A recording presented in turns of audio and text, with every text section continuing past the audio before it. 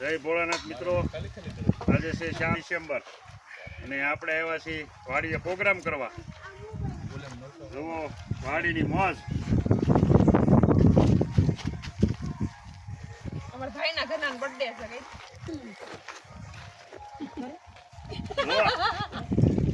આ છે અમારો ભાઈ, આજે છે એના ઘરનાનો બર્થડે. બર્થડે વાળાને બતાય happy birthday. Thank you. Hi, ये हमारा भाईबंद Anshu. Hello guys, welcome to my new vlog. आज हमारे यहाँ प्रोग्राम चल रहा है, आप देख सकते हो. ये है मेरे बापूजी, ये है मेरा भाईबंद अंशु. हाय कीजिए, हाय हाय के हाय. कैसा मुंह कर रहे हैं आप देख सकते हो. ये है मेरे पापा जो हाय कर रहे हैं. बहुत बड़ा प्रोग्राम है, आप देख सकते हो. और ये मेरे बापूजी जो इस प्रोग्राम के ओनर है. तो हम इधर पट्टी का प्रोग्राम करने वाले हैं.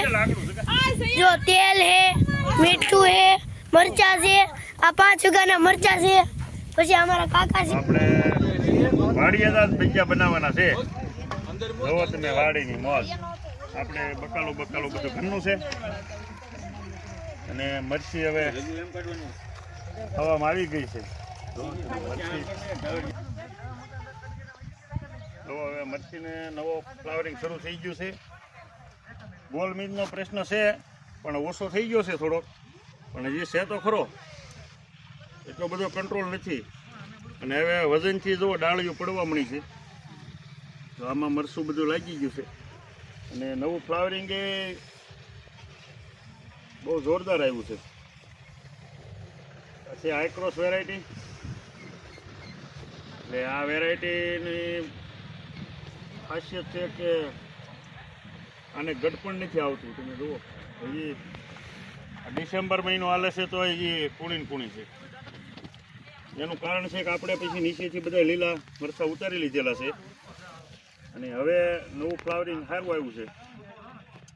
અત્યાર સુધીના મરચાં જે ઉતાર્યા હતા ને એ આપણે તો લીલા વેચ્યા હતા, પણ જેણે રાખ્યા હતા ને એને બધાને બગડી ગયા છે.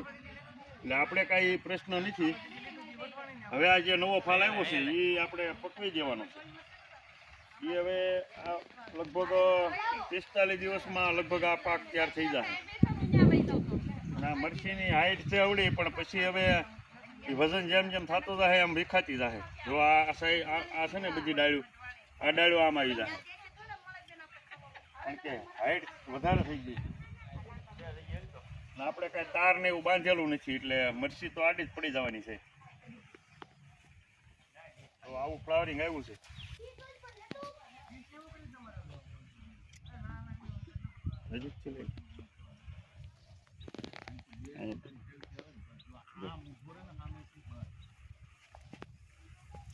બધા છોડવે આ રીતે ખીરી લાગવા મળી છે. અને આનું મરચું પણ સરસ છે, કડક છે, લીલું છે અને સાઈઝ લાંબી છે. એટલે આનું રેવાની હારે રેવામાં જે કલર આવે છે ને એ જ આનું આવશે. અને મરચું લાંબુ જ થાય હજી આ, કારણ કે આપણે 2-3 ફેરું તોડી લીધા છે, પણ તોય એક આ પ્રશ્ન વધારે છે ગોલ મીજનો. આની અંદર ઈળ હોય, એની માય ખાવે ને મેકી જે ફૂલ હોય ને ત્યારે જ. તો આનું પરફોર્મન્સ જોરદાર છે.